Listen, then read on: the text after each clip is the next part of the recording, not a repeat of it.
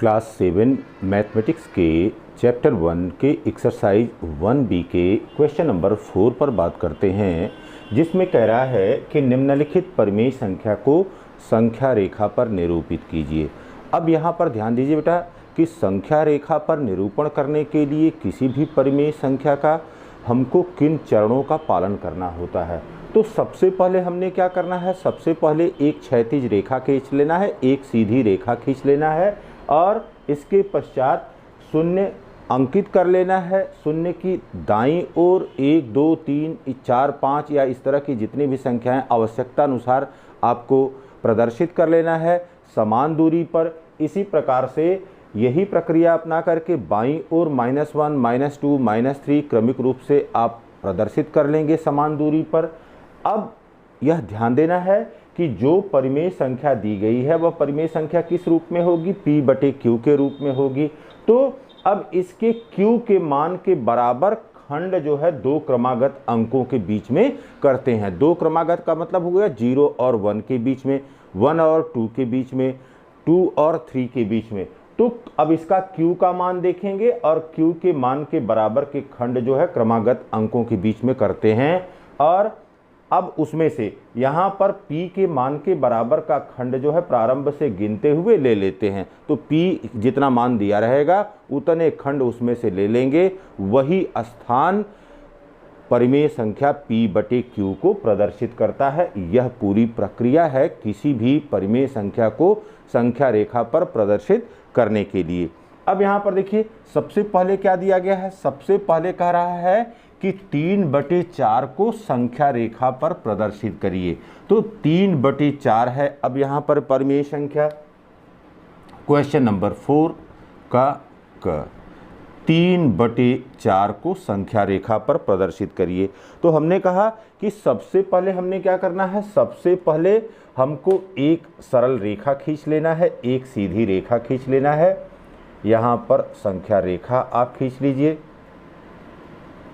संख्या रेखा आपने खींच लिया, अपनी आवश्यकता अनुसार इसकी लंबाई बड़ी या छोटी कर लेते हैं। और इधर दोनों तरफ आपने तीर का निशान प्रदर्शित कर दिया। अब यहाँ पर हमने शून्य अंकित कर दिया क्योंकि हमारी आवश्यकता, देखिए इसको ये देख लेंगे, जैसे यहाँ पर 3/4 है तो 3/4 का मतलब ये हो गया 0 यहाँ पर हो गया 75। तो 0.75 यह बता रहा है कि यह 1 से कम है। यह कितना है, 1 से कम है। तो 0.75 यह 1 से कम है। तो अब 0 और 1 यहाँ पर अब 1 लिख लिया हमने और इसके आगे और भी संख्याएं होंगी जिसको मेंशन नहीं किया है। अब 0 और 1 को देखिए, हमने कहा कि यहाँ पर जो Q का मान है उस Q के मान के बराबर इसमें खंड करते हैं समान दूरी पर। तो यहाँ पर 1 हो गया, यह 2 हो गया और यह 3। तो अब देखिए 1 खंड, 2 खंड, 3 खंड और 4 खंड हो गया। ठीक बाबू। अब यहाँ पर देखिए इसको क्या लिख सकते हैं, इसको लिख सकते हैं 0/4। आपको बताया है कि शून्य को हम क्या लिख सकते हैं, 0/4 लिख सकते हैं। अब 1 को क्या लिख सकते हैं, 1 को हम लिख सकते हैं 4/4 के रूप में लिख सकते हैं। अब यहाँ पर देखिए क्या हुआ, यहाँ पर अब यह 1/4 हो गया, यहाँ पर यह 1/4 हो गया, यहाँ पर यह 2/4 हो गया और यहाँ पर क्या हो गया, यहाँ पर यह 3/4 हो गया। तो अब इस स्थान पर यह 3/4 होगा। इसको तीर से यहाँ पर प्रदर्शित कर दीजिए और इसको कर दीजिए A या A यह स्थान है और यह है 3/4 के रूप में। तो यहाँ पर इस प्रकार से इस संख्या रेखा पर 3/4 का स्थान यहाँ पर होगा और वह स्थान A है। फिर इसी प्रकार से ख में कह रहा है कि 3/5 को संख्या रेखा पर प्रदर्शित करिए। तो अब ये देखिए बाबू 3/5 का मतलब क्या हो गया, यहाँ पर इसका मान हो गया 0.6।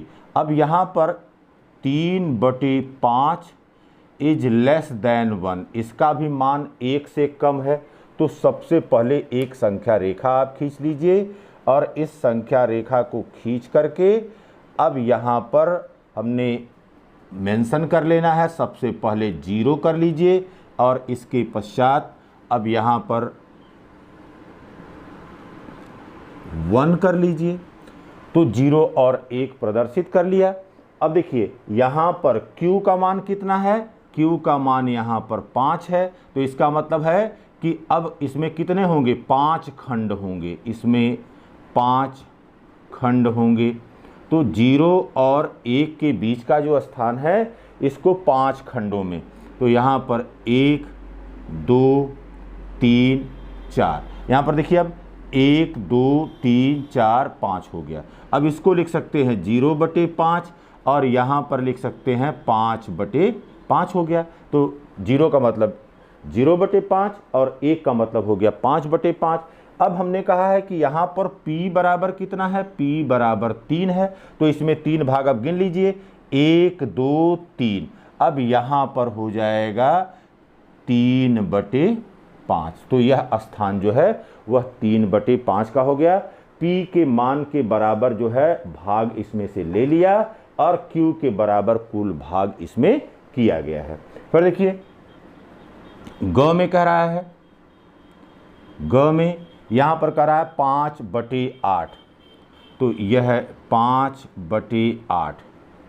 अब यहाँ पर देखिए बेटा 5/8 भी जो है 1 से कम होगा, तो 5/8 इज लेस देन 1 हो गया। अब आप एक सरल रेखा खींच लीजिए यहाँ पर, और सरल रेखा खींचने के पश्चात या संख्या रेखा जिसको कहते हैं, संख्या रेखा यहाँ पर खींच लीजिए। यहाँ पर संख्या रेखा आपने खींच लिया, यहाँ पर 0 मेंशन कर लिया, फिर यहाँ पर अब 1 यहाँ पर प्रदर्शित कर लिया, इसका विस्तार आगे भी है। अब क्या करना है, यहाँ पर Q बराबर कितना दिया गया है, Q बराबर 8 दिया गया है। तो अब 0 और 1 के बीच का जो स्थान है वह 8 बराबर भागों में या 8 भागों में विभाजित होगा।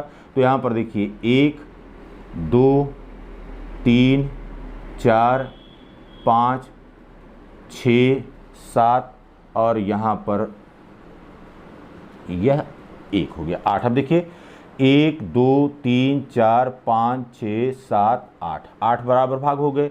अब 0 बराबर हो गया 0/8, यह बराबर हो गया 0/8, यह बराबर हो गया 8/8 बराबर 1 हो गया।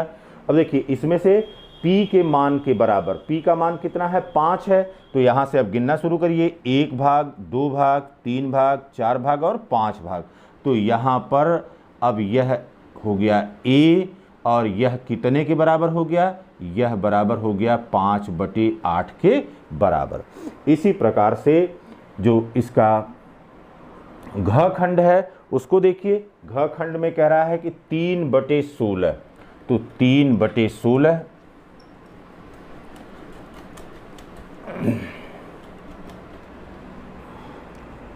यहाँ पर देखिए बेटा इसके घ खंड में यहाँ पर 3/16 को संख्या रेखा पर प्रदर्शित करना है।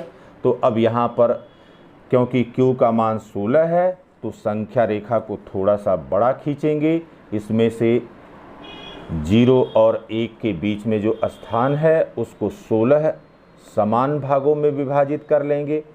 अब यहाँ पर देखिए ये हो गया, हमने 0 यहाँ पर प्रदर्शित कर लिया और यहाँ पर हमने अब इसको 1 प्रदर्शित कर लिया, और इस पर और भी संख्याएं हैं जो कि विस्तारित हैं आगे। अब यहाँ पर P इज इक्वल टू कितना है, यहाँ पर P इज इक्वल टू 3 है, P इज इक्वल टू 3 है, Q इज इक्वल टू 16 है, तो 16 भाग अब इसके करिए, 1 2 3 4 5 6 7 8 9 10 11 12 13 14 15। अब यहाँ पर देखिए बेटा इस तरह से इसके 16 भाग हो गए, यहाँ से लेकर के यहाँ तक 0 से 1 के बीच के स्थान को। अब इसमें से P के मान के बराबर भाग लेना है। अब यहाँ से काउंट करना शुरू करिए, 1 2 और 3, तो यहाँ पर P के मान के बराबर भाग इसमें से लिया गया और यहाँ पर लिख दिया A, और इसका मान कितना हो गया 3/16 के बराबर हो गया। तो संख्या रेखा पर स्थान निर्धारित करने के लिए हमको P और Q का मान देख लेना है।